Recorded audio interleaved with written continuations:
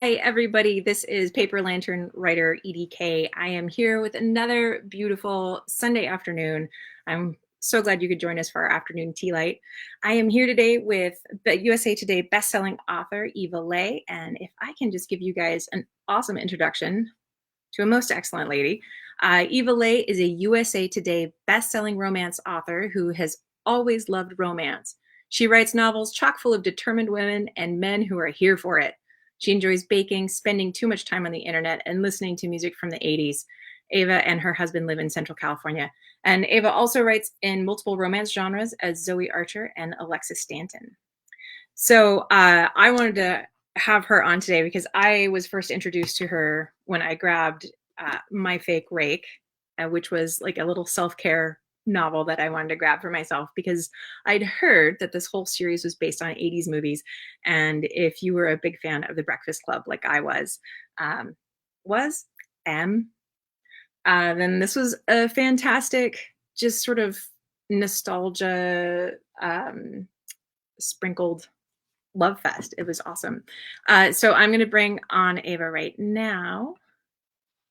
There we go. Hi, Ava. Welcome. Oh, So the reason why I really wanted you here is to talk about the modern twist that you put on your historical romances. Because I yes. hear in romance forums all the time, historical places, where they complain about how, oh, well, they used to write things with historical accuracy and they don't anymore.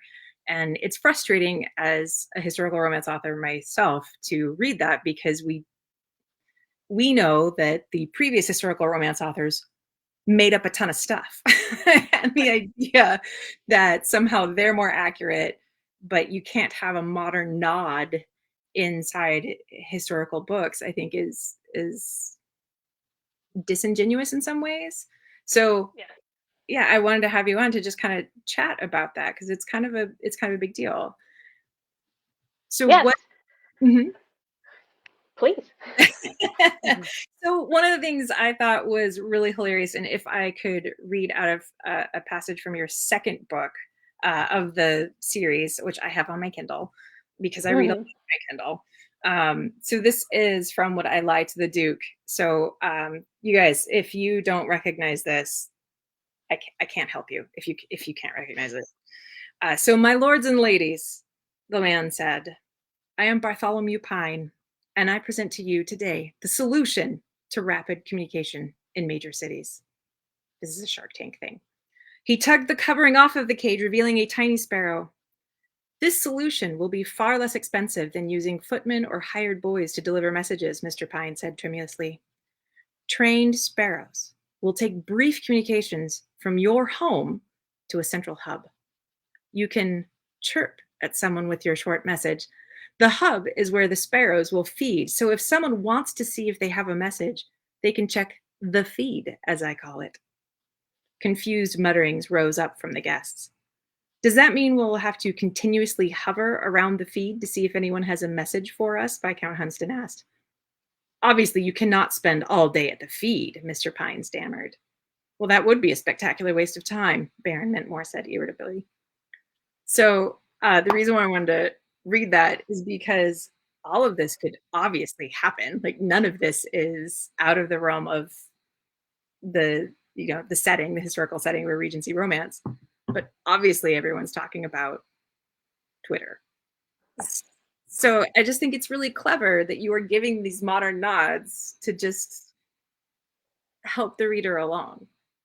So what oh man, I don't even know if I have an actual like for real question rather than I just Mhm. want to hear you talk about it. Well, this whole notion of historical accuracy, it's a problematic notion. It's definitely been weaponized within the discourse of writing and especially historical romance, mostly as a way to be exclusionary in terms of who gets there happily ever after, who we get to see on camera, is it a struggle story, those kinds of things. I mean, it's very sort of this notion that there's only a certain kind of person who gets there happily ever after in a historically accurate context is, of course, a deeply problematic notion. And the whole idea of historical romance itself is a construct. There's no such thing as a historically accurate book to an extent, because it's all something created by a contemporary author who there's going to be gaps in their knowledge. It's going to be filtered through their own consciousness, their own belief system, their own value system. And there's often unconscious biases that make their way into our work that we're not aware of. So this whole kind of idea that there's this there out there is a perfect historically accurate romance is kind of fallacious, you know? So in a way, when I do these sorts of, when I did the Union of the Race, which was sort of utilized a lot of these 1980s films, which are trope based, as their inspiration, and then including things like song lyrics or Easter eggs or things like, Regency Shark Tank and Regency Twitter, it's sort of like, look, we all know this isn't real. So let's make this an enjoyable experience for the contemporary reader who's reading it now. I've produced it. I'm a byproduct of the 80s. I'm Gen X, and I'm producing this work for my readers now, right? Yeah. So raised by cable television, woo! So total latchkey kid. So it's like, so this is so by sort of including these sorts of things, it's kind of a wink, and it's also kind of like, this is our experience to enjoy now. So let's make it, so I am throwing in some social commentary about the nature of Twitter in the historical romance novel, which is itself completely fabricated. So why not explode it? Yeah. One thing I have seen before in the romance author world is talking about, well, if you can imagine that there are these 400 young, handsome dukes, Absolutely. of which Absolutely. like there never were very many, and they weren't young. No, and they didn't have six packs, and they were probably syphilitic. I mean, it's like all of these things. You Yeah. know what I mean? Yeah. So, I mean, I wrote a book, Dare to Love a Duke, where the heroine is a former sex worker, and she ultimately winds up marrying a duke. Um, and there were lots of cries of, "This is historically inaccurate," or I can't get on board with this." Um, First of all, there was a nobleman who did marry a woman who was a courtesan. That was Charles Fox, and so it did happen. But on top of that, like, why is a sex worker getting her happily ever after your hard stop? Which is the same sort of thing, I think, that BIPOC authors experience, or LGBTQIA authors experience when they posit happily ever afters. There's like, no, that can't be. It has to be miserable and joyless. It's like, well, why is it okay that this, incredibly virile Duke with a six pack, like as I've said, and all of his teeth, and why is he real, but this other kind of construct is not? Or perhaps it really did happen. Like, what we know about history has gone through so many filtrations in terms of who teaches us what. If you think that history is what the BBC shows you, that's also problematic. So there's like this whole, it's very, yeah, there's a lot going on, Yeah. and I think about that while I'm working. Yeah. I completely agree. I write about women boxers, and there are so many people who never mention my name specifically, but in these groups where I know that certain people have read my work, where they talk about historical accuracy, there is a part of me that's just like, did you read the author note at the end? Because I Right, was right. trying to be real clear about what was true.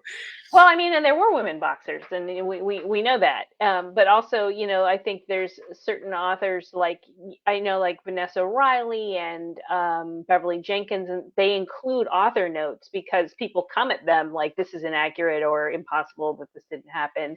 And it's not a coincidence that the biggest accusations of that are aimed at Black women or other BIPOC authors and things like that.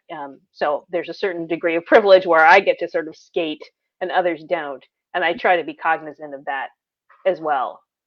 Yeah. I know that Courtney Milan was another one who did that with her Right. Yes. histories with seeing Chinese people in Britain in the Regency era, and everyone's like, Right. "What?" And then she's Right. like, no, here's all of my research, and Here I have receipts. yeah, here they are. Right, But yeah, right. it is something that you're right. As a white romance author, you do get to have a little bit more scope, that people are not going to come at you so hard. I agree that it's not scope. That's the wrong word. Um, well, you have a little more privilege being able to make things up without people coming at you. Well, and I remember that Olivia Waite had just recently written, she writes sapphic historical romance. And I remember she had just come out with a book, and there was a review sort of taking to task this notion that people in this historical romance setting would be accepting, or that there would be a happily ever after, or the sort of fictitious kind of world where people were accepting of queer identities. And she's like, okay, I wrote about hypercolor fabric in I think it was the Regency period. Like, Mhm. that wasn't the thing that made you stop and think this might not be, but the fact that, like, women loving women being happy and accepted, like, that was the thing that made you stop. So it's like you definitely sort of see this sort of layering system. Yeah, that was Hellions Waltz, I think Yes, was the one. right, yeah. Yeah, that was a great one. I enjoyed that one quite a bit too. But yeah, I agree. Like the things that are well, that we have this like amorphous they that likes to complain. But Right. so do you have like, so you've written quite a bit, and let me just show everybody what all we've got here. And this is just the ones that I know about, because you Right, do. because I was writing as a Zoe Archer for years before I changed pen names to Eva Leigh. So this is just my Eva Leigh oeuvre. Yeah. So, under Zoe Archer, were you writing contemporaries or?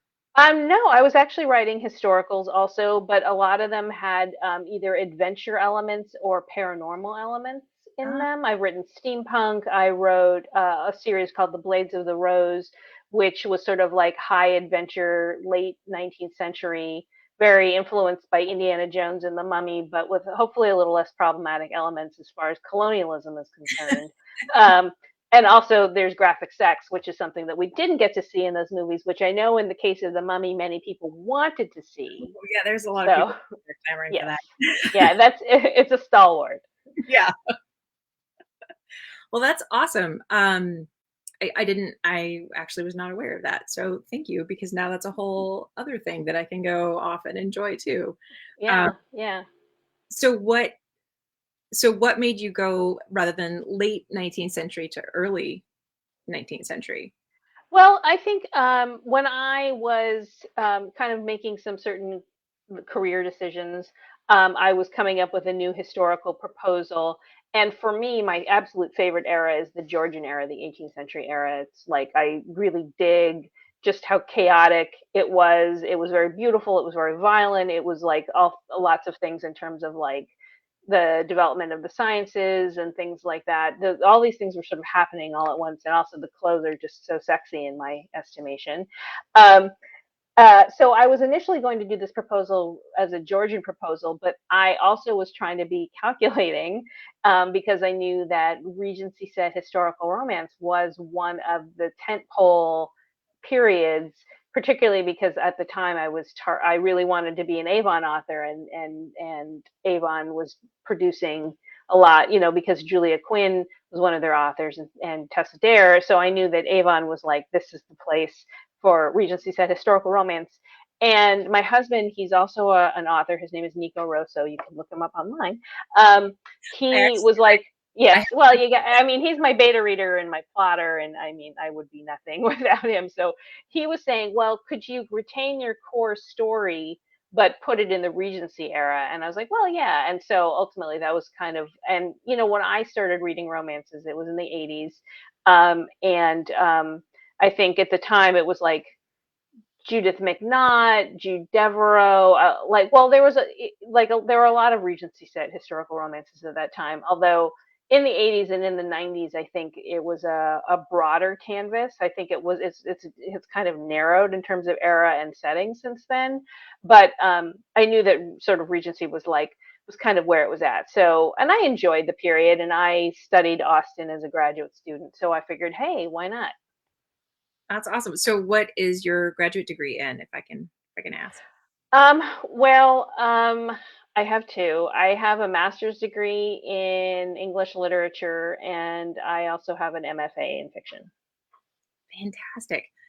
So the reason why I'm asking is because one of my one of my soapboxes is when people start dissing romance and how, when they use words like brainless or, things like that. And I think of all of these highly educated authors, very accomplished women. And so that's why I'm always, like, let's just start tallying how many like Well, educated women are writing these books. sure, and I mean, like there's so many attorneys who are romance authors, and also, like the education isn't sort of like the standard by which something is necessarily judged, because it's not something that everyone has access to, and at the same time, that sort of it's sort of used again as by gatekeeping in terms of like who writes like real work.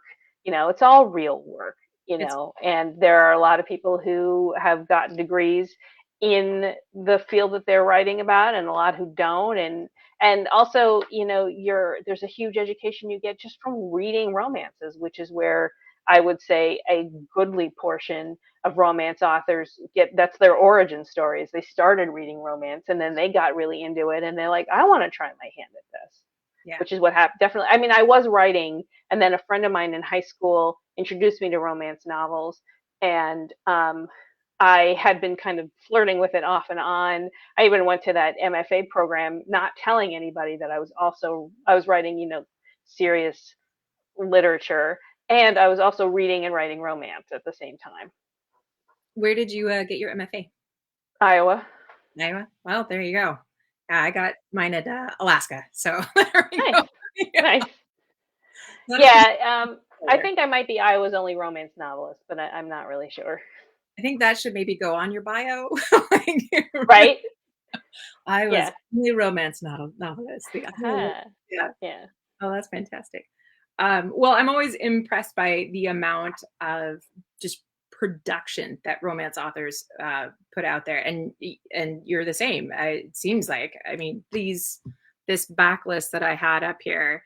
So this is basically from 2015 to 2021. So that's only 6 years, um, and you have what 6, 9, 12 books in 6 years. So that is, although I I was yeah. doing I was working on other projects at the same time too. I've written a couple things for Hallmark. That was his Alexis Stanton, um, and I wrote an Alexis Stanton for self-publish and things like that. So I've had other things going on too. But yeah, I mean, when I think about the production schedule that my literary contemporaries have compared to my production schedule, it's I can't, if I put out less than a book a year, that could be, or, like I would not have a Jeffrey Eugenides kind of like pause between books, because that would not a career make for me.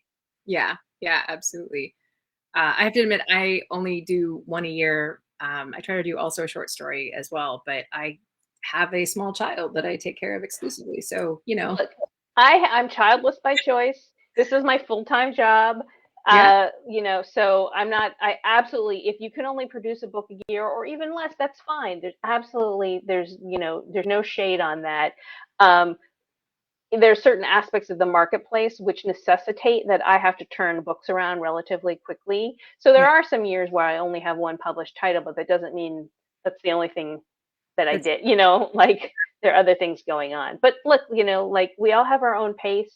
There's no one right way to do this. Whatever your journey and your process is, it's absolutely valid. yeah. No, I completely agree. I'm actually excited for when my kid can do like school full time, so that I can actually Mm, have some time to do it. Uh, right. yeah, he was a late in life surprise. Like, oh, I thought this was not okay. All right, well, here we are. Well, here we go. Okay, new adventure. Uh, Yeah. yeah, so that did take us by surprise, but although not inspired by a romance novel, which is sort of disappointing. But Wow. yeah, oh well. Sorry, getting back to your work here. Um, in your last book in the uh, sorry, I'm getting tongue tied. The last book in the Union of Rakes, which is Waiting for a Scot Like You. Yes. So in that one, there were so many 80s references. I feel like it just like upped the ante of the 80s references in Excuse this. me. Yeah, well, that was it was going to be the last book in the series, so I was like, F it, man. I'm just going to, whatever I wasn't able to squeeze into the other books. And I didn't even put in everything that I wanted to, but I did have to have some kind of like, um, if this book was like a fruit cake, and the 80s references were like the pieces of like, were like the raisins and the candied, and the maraschino cherries, there needed to be a little bit of cake around all of the fruit of the 80s, so I needed something. So I couldn't go for broke, but I really the 80s references were there for fun, but they weren't there to, that wasn't the raison d'etre for the book, you know what I mean? I was really there to tell the story about these two characters. Yeah. Um, I, I wanted to know. It looked like there would not be another in the book in the series, but I gotta say, I was interested in seeing what would happen with Ro and Curtis because obviously they're having something in the background, Yes. uh, and I kind of wanted to see what all we would uh, get out of that. Although it does seem, Well, is I was hoping for a Bill and Ted's Excellent Adventure. I mean, ultimately, that's what you did get, because Roe is going to give a paper about the history of British political movement, and so that was sort of like, that was their journey. So it was Bill and Ted, because it was William Curtis and, what was it? No, Theo Curtis and William Rowe. Um, when I initially conceived of this series, I was going to have 4 books, and the fourth book was going to be, I think, a digital release, like it would be an Avon Impulse, and it was going to be Curtis and Rowe's story. And I thought about it, and I was paying a lot of attention on social media and listening to what I was hearing from a lot of authors who I guess would be called marginalized identities. I don't really like that term, but it's sort of like it's been utilized. And I was thinking about, um, was Curtis and Rose's story my story to tell? Because I do not identify as LGBTQIA, and it wasn't my lived experience. And was I comfortable writing a point of view character who was talking about and living this experience, which I myself have not had? And also because I knew that there were not a lot of sort of own voices LGBTQIA authors getting to write historical romance and have them published, especially by a big 5 publisher, I thought, like, well, was this really appropriate for me? And ultimately, I determined that it was not. But what I did want to make sure was that Curtis and Rowe had their happily ever after, that they had their own narrative that was sort of going on concurrently Mhm. with Beatrice and Duncan's. And it wasn't there just to serve as like a prop or a lesson for the heterosexual characters. It wasn't supposed to, like, these magical gay characters were going to show up and kind of fix their life and give them a life lesson and then just kind of drift off without having any actual story or depth or joy of their own. And so I wanted to make sure that when I did write Curtis and Rowe, that I gave them as much um, full definition and lived experience as characters as I possibly could. And I think one of the things that was really sort of instrumental was I took a online workshop led by LaQuette, who did a workshop called The Critical Lens, and it was several lessons about writing, outside of your like where the framework is and what your experience is, and if it's not your experience, how do you approach it? So thinking about all of these things made me sort of take that particular tactic, and I know I've received many requests, or they want to know, like, are Curtis and Rowe going to get their own story? Um, Not on the page. I'm not going to write POV stories for them, but again, I did want to kind of make sure that they had their happily ever after. Yeah. I actually did take that same workshop from LaQuette. Oh, you did? Okay, cool. Yeah. And she did a sensitivity read for me on my second book, just to, because I had that same issue, and we had a big back and forth, email back and forth about storytelling and whose story do you tell, and Right.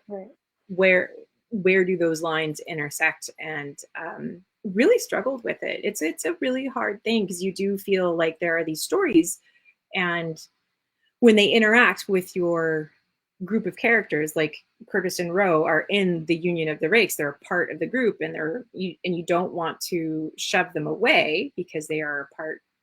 At the same time, you don't want to step on toes and be Right. insensitive, and it is kind of a hard thing to be, to let go of those stories. It Hmm. is challenging. Yeah. I mean, because like when if you are someone who is interested in telling stories, you hear a notion of a story, like, oh, that sounds really cool, but then you have to ask yourself, is this my story Yeah, that I should be telling? Um, and so ultimately, I had to make the decision that was right for me. yeah, yeah, and it is really, yeah, it is it's a challenging thing, I think, sometimes, about how you include, because at the same time, like, I'm sure that you had the experience. I mean, sounds like we both, well, I mean, I grew up in California for a good chunk of my childhood, not all of it, but a good chunk of it. And so, all of my friends were of different various ethnicities, and it was not a big deal. It was just, those were my friends, those were my people. And so when I read stories, I want to see more than just white people in them. And when you read Regency romances, it's often like, you know, just a pale. Historical, yeah, historical romance is a very complicated place. It can be highly problematic and it can be very challenging. And sort of navigating that is something that is a constant uh, issue that not in a negative way, but it's just sort of like, what's my place in this? And, Elizabeth Kingston had that really amazing article um, about white supremacy in historical romance. And if somebody's interested in exploring historical romance, I strongly urge you search out that her work online. She wrote an article for the RWR, and I think she has a presentation online and things like that. So these are things that it's uncomfortable, and it's worth it, like, as somebody speaking from the dominant paradigm, it's definitely worth.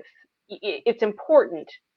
I shouldn't say worth, because it's sort of like there's this valuation, but it's important to explore and understand and face uncomfortable truths, so that moving forward we can create a place where everyone is seen, everyone gets their happily ever after, every writer is supported except Nazis. Um, Yeah, can we stop? Can we yeah. stop that? I could. Yeah, I mean, I grew up in Santa Monica. I'm Jewish. It's just like, okay, man, I don't need to see this anymore. No more genocidal heroes, okay? Yeah, yeah. Hmm. I mean, you're all for flawed characters, but No, there's that's not. There's no coming back from that. no. Yeah, I agree. That, and the last, the Vivians, that was, Oh yeah, that was a mess. yeah, We gotta do better. yeah, that was hard. That was Yeah, hard. it was hard. And any viewers who are not privy to all of that, please go on Twitter and you will find all of it there. Yeah, if you find that, like, the Romance Writers of America, their new award, which is the Vivian, in their inspirational category, there was a book that did it win? Yeah, it won. One. And yeah, and the hero participated in the genocide against Native Americans. Okay. So just to sum that up, but Yeah. yeah, take a look. It's there's lessons to be learned, and I think we need to it's important to be aware of them. Yeah. Yeah. And to me, it's hard for me to think of anyone not seeing the political charge behind Wounded Knee. Like, how can you not? Right. It just blew my mind. Like, how could Yeah. you ignore this? Like, it's, Right. ah, okay. But not to get too drawn into that, I guess, because Right. that's a whole thing. It Uh, is. And so you actually have a new series coming out in February 22. Yes, that's right. So that's, 3 months away because even though it's 2021 and it feels like 2020 extended version, but it's Yes, 4 months away. right. Well, at the end of this month, I have a story in the Rake I'd Like to F anthology, Yeah. um, and that will be that I'm really excited about. It's a great group of authors, and it's the same group who brought you the Duke I'd Like to F anthology. Um, and it's kind of like the same. Joanna Shoup is one of the authors, and she was the genius, if you will, behind the whole premise where she was like, there's all these bonkers contemporary romances out there that are really hot. Like, what if we did the same thing in historical? And we brought people on, and the anthology was born. And so we're upping the ante in Rake I Like to F. It's even hotter than the last one. It's got a really nice sort of scope in terms of the representation, because I think we have uh, two male romances. We have one MMF romance. I have an MFM, and then Joanna has a male female romance. So it's kind of like we're just sort of like, I feel like moving forward, historical romance can grow and change and evolve. And I like to think that sort of what we're trying to do in these anthologies is sort of, facilitate that process. Because one of the things I thought was really interesting when I was last year, when we all convened online and talked and stuff. And we had our central conceit about the Duke I'd Like to F, but like our approaches were different. We didn't know what each other's stories were going to be necessarily. We had a baseline idea. When I was reading them, I was like, oh my, like all of us, without even consulting with each other, were very consent forward. Consent was like a through line in every single story, and we hadn't even consulted with each other, like, hey, let's make this like all about consent. But like, so there was a certain kind of shared ethos. And I think we're continuing to move forward with that with the Rake I'd Like to F. And then we are planning a follow up to the Rake I'd Like to F. But I will speak more on that anon once we get a little closer to that. But it's going to be very exciting. Oh, that's really cool. Yeah. I think the Duke one came out last year Yes, that's right. time. Yeah. Yeah. It was a temporary anthology. We had it up together for 8 months. It's since broken up, so now you can get Joanna's story, which is My Dirty Duke, and my story in Education and Pleasure. Both of those are available digitally. Um, but I think we're going to do a limited run of print copies of Duke I'd Like to F, because people keep looking for it, even though the anthology itself doesn't exist. Which is why when Rake I'd Like to F comes out, it's important to snatch your copy up right away. Yeah. Oh, that's awesome. That's awesome Yeah, to have the group together. yeah, it's nice, and I think we all sort of come at historical romance from a similar perspective, which is really cool. Yeah. Um, so have all of your stuff always been the same level of steam, or is that different? I think so. I think I've always tended to run on the hotter side of things. The stuff I wrote for Hallmark, obviously, no. But yeah, but that, it's in here, but it's not on the page. Yeah. Um, yeah, but yeah, I've tended to write on the hotter side of things, occasionally due to the necessities of the plot. I don't get to sometimes the number of on-screen sex scenes is more or less, because sometimes you can't, just because of the plot, you can't kind of get them into the sack on the sooner side. But I'm always excited when I can start the sexual relationship on the earlier side, because I really do enjoy writing these especially because for me, I want to write sex positive stories. I want to write stories where my female main characters don't feel shame about their sexuality, and that they're encouraged by their male partners to explore it. And there's no shame. There's no and sort of this idea that like a female character wouldn't necessarily know how her own body functions. I mean, I know that there was sort of like this notion of like women being completely ignorant on their wedding night. But I'm like, well, you know, people took baths. I mean, like there's times when you're kind of alone with your body. Yeah. Um, so I don't mind necessarily a more sexually experienced hero, but I also like to have the heroine to have a sort of foundational knowledge about like how her body works, what gives her pleasure. And then I created in my Regency set romances, there's these erotic stories written by the Lady of Dubious Quality, which started in Temptations of a Wallflower, and then those books show up in almost every book moving forward. And a lot of even my virgin heroines have gotten their hands on these books so that they already know, they're sort of primed ahead of time to know, like, this is a clitoris, that's a penis, like the magic can be worked when we put them together, but it's not like this complete, you know. Yeah. Yeah. Yeah. Well, that was actually one of the things I, I really enjoyed about Waiting for a Scot Like You, because you have a widow who is an older woman. I don't think you ever give us a for real age, but she has, adult children. She's So 46. I may have said that in the book. I'm is it not sure. okay? Yeah. I know that. I know because I was 46 when I wrote Oh, well, there you go. it. Because it says it, I think it says that she's middle aged, and then it alludes to being in her 40s, but it's not like, I think maybe I just didn't read Well, it. I Like, think Duncan says at one point that he's 34 and she says she's 12 years older than him.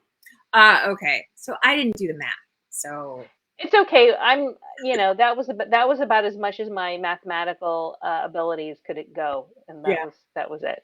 there you go. But I did really like that she had graying hair, and that, and that's even on the cover, which I don't have a color copy of because I have it on my Kindle, because I read a lot on my Kindle, because my child snatches out my bookmarks, which is so irritating. So, Right.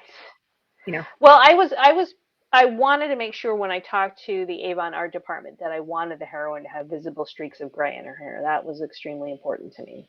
yeah. Well, again, it is about representation. This is another thing that a lot of times that older women don't get to have a happily ever after, because they're not the 19 virgin, that is Right. so And typical. historical romance seems to sort of weight heavily in terms of very young heroines who are in their either late teens or early 20s. And I definitely wanted to see, and I know that we get more later in life romances in contemporary romance, but for some reason in historical, they're like, okay, she's 22, that's it, we're done. Her whole life is done, and she's going to just have sex with one person, and the end. Yeah. And I just felt like, So people continued to live beyond that, and I know the lifespan was maybe a little shorter, but it's not that much shorter. yeah, So we can conceivably believe that there are people in middle age who are just as viable as any debutante at Almax. You know what I mean? yeah. Well, and I mean, the Merry Widow came from somewhere. Like, the idea of that came Right. from Right. real life. Um, Right. I mean, and a widow, I love writing widows because it's like they're older, they have financial independence. Um, so, like, this is the time when they get to sort of live like their best life. yeah, They're not shackled to a man, they're not a man's property anymore. So they get to sort of experience that. And I know that the people have pushed back, there's been some pushback because of the ending of Waiting for a Scot Like You. It's a little non-traditional, but I know Joanna Shoup, I think it Prince of Broadway, I can't remember. Yeah, it was Prince of Broadway, where her hero and heroine did not get married at the end of that. And so I think we're starting to see um, more explorations of different ways in which people can experience their happily ever after that doesn't necessarily have to fall in line with this particular kind of paradigm that we've been fed. yeah. Well, as someone who lived with their partner for a long time before making it legal, I did really appreciate that, because that is not the experience for a lot of modern readers, but also historically also accurate. Absolutely. A lot Um, of people live together, like, George Eliot. I don't think she ever married I think so her either. partner. but I could be wrong. But I know that there were domestic partnerships of all genders and pairings, for quite some time. I got married because I had health insurance, so and I we wanted to make sure that my husband also had health insurance. But that was basically it. We knew we were going to have children, so we knew that in terms of the legality of that. But it was, there's so many different ways in which we can explore how we can be fulfilled and happy, and I love to see that embodied on the page. Yeah. Yeah. No, I couldn't agree more that uh, it is refreshing, to get to the end and not have something that feels, I don't know. This isn't the right word either, but it like when I was approaching the end and I was like, oh, please God, don't make her get married. Like, like please don't, please don't, please don't.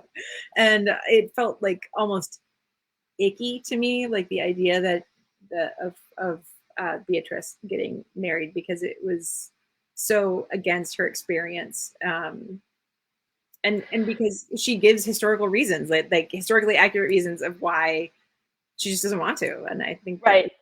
yeah, It's funny because some of the criticisms are like, well, Beatrice doesn't compromise at all, and she still gets a happily ever after. I'm like, exactly.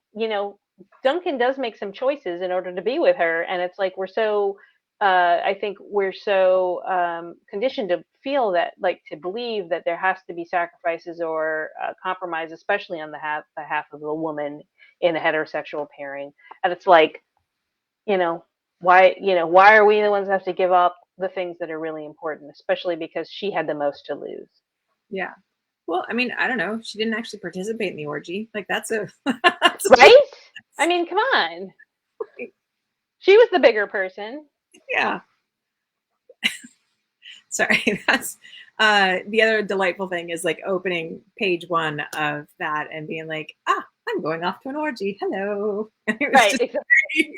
like, oh, okay, all right, well, Yeah. okay, interesting. Well, and that, like, I know that Nicola Davidson, who's one of my contributors to the anthology, she writes queer and kinky historical romance, and she gets all the time people saying kink didn't exist back then, and the queer relationships were miserable, and she's like, well, there are literal receipts. I mean, like, we know that kink's been around for a very long time. So to say that people didn't do things like that, they didn't. I mean, the Hellfire Club existed, and Teresa Berkeley's house in was it Queen Street? I can't remember, but she was a madam of the late 18th and into the early 19th century who specialized in flagellation.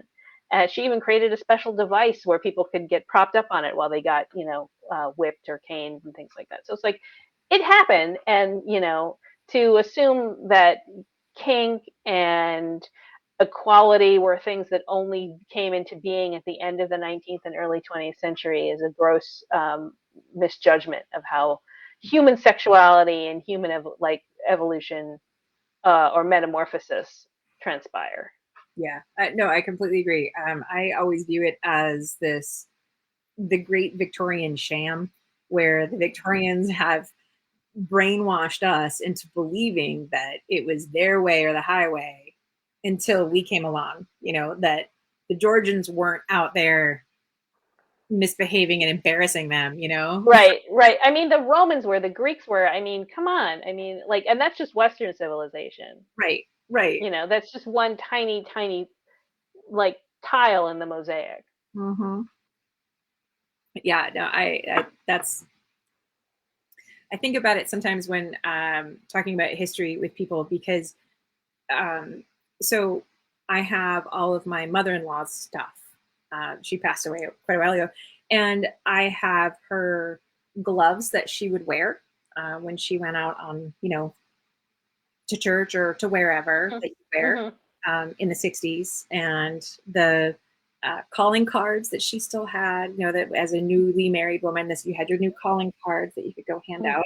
And these are all like these leftovers from the Victorian era of like how we would do things. And that's in the 1960s. That's not that far away. So, Right. people, a lot of readers who are older, that is what they were brought up to believe was how the world worked prior to then. Right. and not realizing that these are all evolutions that come out of different periods of time. And constructs and fabrications and propaganda in some respect, because like this is what proper people did, and it's like, well, that's what you're telling me. Is that Yeah. necessarily true? You know what I mean? It's kind of like believing that the 1950s was the way that it was depicted on television or in advertising. We know that it's just like that was a they created this sort of simulacrum of what they believed the world, what they wanted us to think that the world was, and anything that didn't fall into that was somehow deviant or wrong or outside the norm or something like that. And it's like all of these things are like that's what they, I mean, it sounds very conspiracy theory, but it's like that's what they want us to believe, man. Yeah, exactly. No, I'm very much with you on that. It's sorry, I'm also pouring the last bit of my tea here. So um it's it's sometimes hard to discuss that with people who haven't gone deeper into the research, which is one of the things that I think is really important about author's notes, is to have that bit where you can actually like not teach, but to make aware or to give resources or to do something. And I think that happens in a lot of historical fiction as well. Definitely. To talk about like, oh, this was real. This is what I made up. This is how I changed it. This is, that. So, I mean, you talked about some very specific people, the uh, that you base off of these ideas. But do you have any actual people that you've based any of your characters on, like actual like specifics? Not particularly. I leave that to like I think other authors have done that, and I know that like Evie Dunmore includes genuine like real historical figures in her work. Um, I get a little nervous about that because I want to make sure that I do get it right, and so I absolve myself by not getting involved. Um, so I generally don't have. So I like they're generally sort of fabrications or sort of echoes, but not necessarily specifically based. I mean, I had like in my series for Avon, I have a bakery called Catton's Bakery, which is run by a woman, Isabel Catton. And I was thinking of like some of the early cookbook pioneers like Mrs. Beaton and Hannah Glass and things like that. I was sort of thinking about these women who were professionals in like this sort of newly formed identity of a professional culinary figure. And there were some women in that field. And so I was thinking of them as I was considering this, but like I wasn't like researching specifics in terms of exactly like how the chronology of their life, but I was thinking about it. Does Yeah. that count? No, that totally counts. No, I was just curious, just because you clearly have a really in-depth knowledge, and it's clear that you have all of this, all of the facts. So I was just curious if there was a specific thing that inspired you in particular. And But there's so much more that I don't know. I mean, I have a like sort of a cadre of other historical romance authors, and I'm like, okay, I have a legal question, like in terms of like how a widow's portion would go, or if like certain kinds of like because English law very complicated, inheritance and things like that. So there's all kinds of things that I don't know, and so it's always good to have librarians who are like happy to help you research, or people with even who have extensive knowledge in a particular area, because then we could kind of call on each other um, to help fill in the gaps. yeah, I always use the Regency fiction writers. That's a really great group. Mm, They used to be the hmm Bond back when it was part of mm, WA. yes, Yeah. This the phoenix that has arisen from that. Yes, exactly. And ended up like doubling their membership from disaffiliation, which is interesting. Well, I think we saw the limitations and problems that came with that organization, which some of us were not aware of, or and so once that became evident, then it was like, well, how can we do this better? Yeah, yeah, exactly. Um, and it is an interesting thing. And I like that term, the phoenix has risen, because I do feel like that's kind of where things are still moving in the romance world. So it's pretty interesting to see how things are moving. Yeah, I mean, it did burn, so we'll see where we go from there. Yeah, yeah, exactly. So I think we should probably start to wrap up, I guess, if there's Okay. anything else you wanted to chat about. I think this has been fun. Thank you for indulging me in my rants. That's okay because I feel like there are words that I think and then I didn't have to say them out loud because you got it for me. All right, this is a good partnership. Yeah, exactly. There you go. So they don't have to listen to my voice all the time. Otherwise, I'll go on the rant. But Like, we can rant together. there you go. Whatever the watchability quotient of that is, I'm not entirely certain, but we can indulge ourselves. Yeah, instead of the afternoon tea, we can just have everyone like, okay, you have to sign up with a bottle of wine and then go from there. I think the afternoon rant might be the new trend that's going to sweep the nation. There you go. Get a lot of caffeine on board and then Yeah, just, you got your cucumber sandwich and you're just going to rant. I like it. I like it. Well, I mean, it's spilling the tea, right? That's what it is. Spilling the tea. All right. Well, I am going to say thank you very much for coming on because this has been very gracious of you to share your time with us. Well, thank you very much for having me. I had a really good time, and I look forward to doing this again. Yeah, absolutely. All right. Well, thank Okay. you. And thank you to everyone who joined us, by the way. All right, guys. So I also want to show you guys, these are the books that we were talking about today, as well as her not backstory. Lost the word. Sorry about that. But I do want to make you guys aware of the things that we have coming up. So next month, we are going to be joined by Reese Bowen. You might have found her through historical mysteries and also some historical fiction. She will be with us on December 5th for the next afternoon taillight. And our next Candlewick is over on Instagram. We're just going to talk about what you're reading. What were your best reads this year? Join me live there over at Paper Lantern Writers. And we'll just have a good time chatting about books in our PJs. It'll be great. And if you are one of our authors that are joining us, even if you're watching late, we are looking into getting some new members for next year. So if you are interested, please let us know and sign up for the Zoom meeting that we're going to be having November 10th. And you can see what we're all about and if you feel like you would be a good match. So many thanks to you for joining us today and for people who are going to watch this later on because, well, daylight savings time does mess with you a little bit. And we will see you next month. Thank you so much for joining us.